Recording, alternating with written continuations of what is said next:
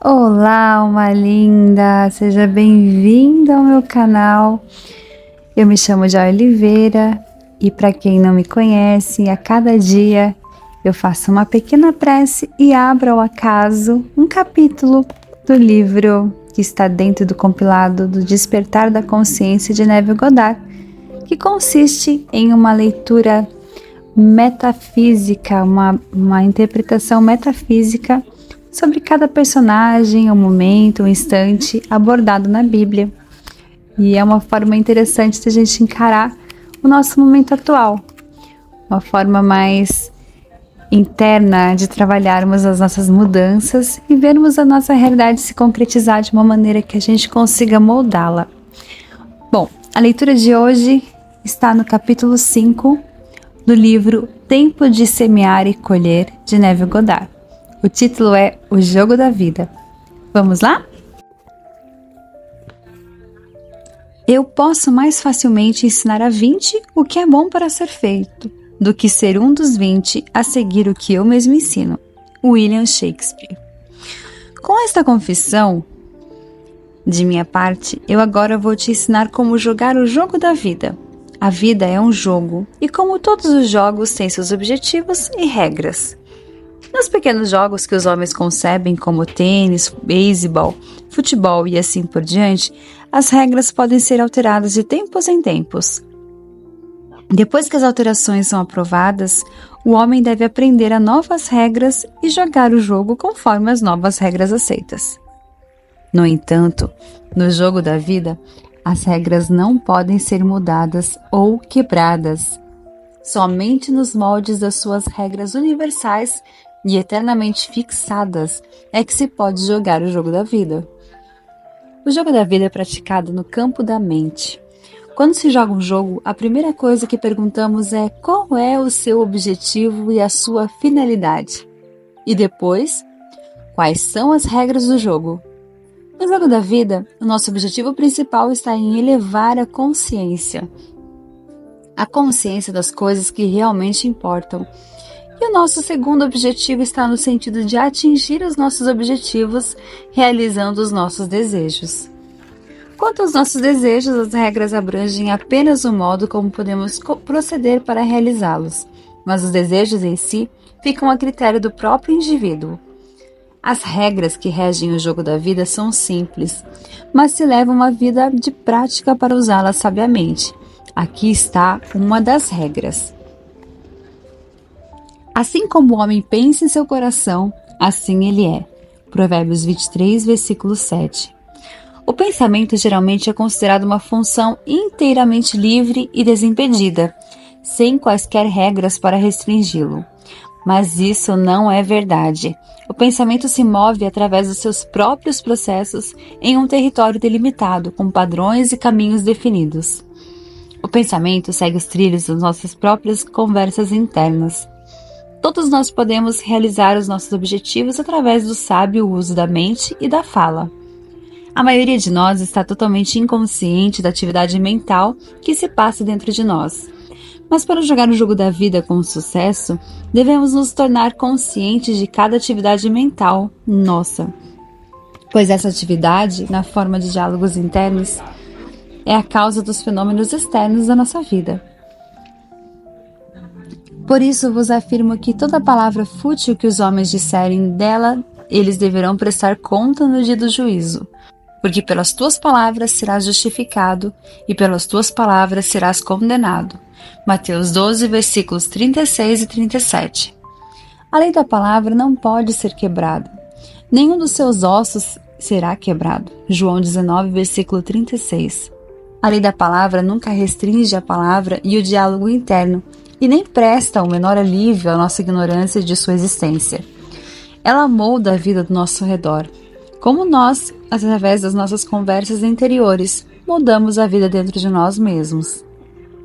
Isso é feito para nos revelar a nossa posição no campo da vida. Não há nenhum adversário no jogo da vida, há somente o objetivo. Há não muito tempo atrás eu estava discutindo isto com um homem de negócios bem-sucedido e filantropo. Ele me contou uma história que desafiava o seu raciocínio sobre si mesmo. Ele disse: "Você sabe, Neville, eu de cara aprendi a ter objetivos na vida quando eu tinha 14 anos, e isso enquanto eu estava praticando no campo da escola. Eu era bom nas corridas de atletismo, eu estava tendo um ótimo dia, mas havia mais uma corrida para fazer. Eu me preocupava com um outro cara como sendo adversário. Eu fui determinado a vencê-lo. Ganhei dele, é verdade. Mas enquanto estava de olho nele, um terceiro cara que era considerado irrelevante venceu a corrida. Essa experiência me ensinou uma lição que eu usei por toda a minha vida. Quando as pessoas me perguntam sobre o meu sucesso, eu digo que o tenho, porque eu acredito que o meu objetivo nunca foi ganhar dinheiro. O meu objetivo é o sábio e produtivo uso do dinheiro." As conversas internas deste homem se baseiam na premissa de que ele já tem o dinheiro. Seu constante questionamento interno é o uso adequado do mesmo. As conversas interiores do homem que luta para obter dinheiro apenas provam a sua falta de dinheiro. Em sua ignorância sobre o poder da palavra, ele constrói barreiras no caminho da realização de seu objetivo. Ele está de olho na competição ao invés do objetivo em si. A culpa, querido Brutus, não está em nossas estrelas, mas em nós mesmos, que nos subordinamos a elas. Julius Caesar, Ato 1, Cena 2. Assim como os mundos se moldam pela palavra de Deus, assim nós, como imitadores de Deus, como filhos queridos, criamos as condições e circunstâncias de nossas vidas através do poder da palavra em conversas interiores. Sem a prática, apenas o conhecimento das regras do jogo não produzirá os resultados desejados. Aquele que sabe fazer o bem, ou seja, aquele que conhece as regras e não o faz, comete pecado. Em outras palavras, ele perderá a marca e falhará ao tentar realizar o seu objetivo. Na parábola dos talentos, a condenação do mestre ao seu servo que deixou de usar o seu talento é clara e inconfundível. E tendo descoberto uma das regras do jogo da vida, corremos o risco de falhar por ignorá-la. O talento não usado é como um membro não exercitado, enfraquece e finalmente atrofia. Devemos ser cumpridores da palavra e não apenas ouvintes. Uma vez que o pensamento segue previsivelmente as linhas dos nossos diálogos internos, não só podemos ver para onde vamos no campo da vida, observando suas conversas internas, mas também podemos determinar onde iremos, controlando e direcionando esse diálogo interno. O que você pensaria, diria e faria caso você já fosse aquilo que você quer ser? Comece a pensar, dizer e fazer isso internamente. Foi dito a você que, contudo, existe um Deus nos céus capaz de revelar todos os mistérios. Daniel 2, versículo 28. E você deve sempre se lembrar que o céu está dentro de você. E para deixar claro quem é Deus, onde Ele está e quais são os seus mistérios, Daniel completa mencionando o teu sonho e as visões que tivesse na tua cama. Eles revelam as linhas às quais você está atrelado e apontam a direção em que você está indo. Isso é o que uma mulher fez para mudar as linhas às quais ela infelizmente estava presa, para o sentido ao qual ela queria seguir. Por 2 anos, ela se manteve afastada de 3 pessoas que ela mais amava. Ela teve uma briga com sua nora, que a fez sair de casa. Durante esses 2 anos, ela não tinha visto nem ouvido falar de seu filho, sua nora e de seu neto, mesmo ela tendo enviado inúmeros presentes ao seu neto. Toda vez que ela pensava em sua família, o que acontecia diariamente, ela carregava uma conversa mental com sua nora que a culpava pela discussão e a acusava de ser egoísta. Certa noite, ao ouvir uma de minhas palestras, que era justamente uma palestra sobre o jogo da vida e como jogá-lo, ela de repente percebeu que ela era a causa do silêncio prolongado e que ela e somente ela poderia fazer algo a respeito. Reconhecendo que seu objetivo era primeiramente ter um relacionamento afetuoso, ela lançou-se na tarefa de mudar completamente o seu diálogo interno. Naquela noite, em sua imaginação, ela construiu 2 cartas escritas amorosamente a ela, uma de sua nora e a outra do seu neto. Na sua imaginação, ela lia as cartas repetidamente até que ela adormeceu no clima alegre de ter recebido essas cartas. Ela repetia a situação imaginária todas as noites durante 8 noites. Na manhã do 9º dia, ela recebeu um envelope contendo 2 cartas, uma de sua nora, outra de seu neto. Eram cartas cheias de afeto, que a convidavam a visitá-los, quase réplicas idênticas daquela que ela havia construído mentalmente. Ao usar a sua imaginação conscientemente e amorosamente, ela alterou as linhas de pensamento às quais ela estava atrelada e virou-se para a direção que ela queria seguir, para uma feliz reunião de família.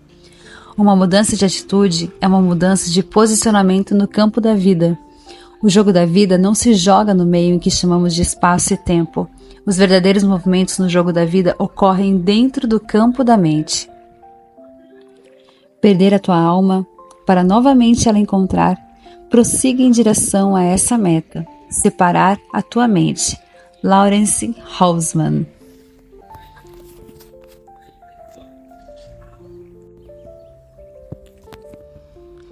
Que jornada incrível essa leitura do capítulo Jogo da Vida de Neville, não é mesmo? Bom, depois de mergulharmos nessas palavras tão poderosas, quero compartilhar com vocês algumas das minhas principais reflexões e os pontos que realmente mexeram comigo. Uma das coisas que me impactou foi essa analogia direta entre a vida e o jogo. Pensar que a nossa mente é o campo de jogo onde tudo acontece muda completamente a perspectiva, não concorda? Aquele questionamento inicial sobre o objetivo e as regras faz todo sentido. E para Neville, o objetivo principal não é só alcançar os desejos materiais, mas sim elevar a nossa consciência, ou seja, despertar para o nosso poder interior. E as regras, gente? As regras são as leis da nossa mente, principalmente o poder da nossa imaginação e a lei da assunção, aquele grande poder do eu sou. Lembram da lei da assunção? Aquele trecho sobre o pensamento seguindo os trilhos das nossas conversas internas. Isso nos coloca totalmente no controle, mostrando que a forma como falamos conosco mentalmente molda a nossa realidade. Precisamos prestar atenção nesse diálogo interno e começar a nutri-lo com as afirmações do nosso desejo já realizado. Lembre-se disso, tá? E eu acho que também uma das situações que mais me marcaram nesse capítulo foi a história daquela senhora, que ela conseguiu mudar a relação da família através da imaginação. E teve uma ação totalmente inspirada. Ver como ela persistiu em sentir a alegria das cartas recebidas, que ela mesma fez. A alegria e até em sentir, a alegria da carta recebida, até que isso de fato aconteceu, se materializou no mundo físico. Isso prova o poder da nossa imaginação quando usada com intenção e sentimento. É como se a nossa imaginação fosse um ensaio da nossa realidade futura. E o que dizer da importância da ação, hein? Não basta só entender as regras, como Neville nos lembrou com a parábola dos talentos. Precisamos ser cumpridores da palavra. Colocar em prática aquilo que já assumimos como verdade em nossa mente. A ação, alinhada com o nosso estado de consciência, é o que solidifica a manifestação. Gente, eu precisei escrever essa frase aqui, porque ela é realmente uma coisa que a gente tem que repetir e martelar. A ação alinhada com o nosso estado de consciência é o que solidifica a manifestação. No final das contas, o que esse capítulo nos ensina é que somos os verdadeiros jogadores da nossa vida. E o poder de mudar o jogo está dentro de nós. Não há adversários externos, apenas a nossa própria consciência a ser elevada e os nossos desejos a serem realizados através do uso sábio da nossa mente. Me diz aí o que você achou desse capítulo, qual foi o ponto que mais te tocou? Deixa aqui nos comentários. Adoraria saber a sua perspectiva sobre o jogo da vida. E se essa reflexão te fez pensar em como você está jogando o seu jogo, não se esqueça de deixar seu like, compartilhar esse vídeo com aquela pessoa que também está nessa jornada de autoconhecimento. E claro, se você puder, se inscrever no canal para não perder os próximos mergulhos em conteúdos transformadores como este. Lembre-se, o poder de mudar a sua realidade está em suas mãos. Melhor, em sua mente. Um abraço e até o próximo vídeo.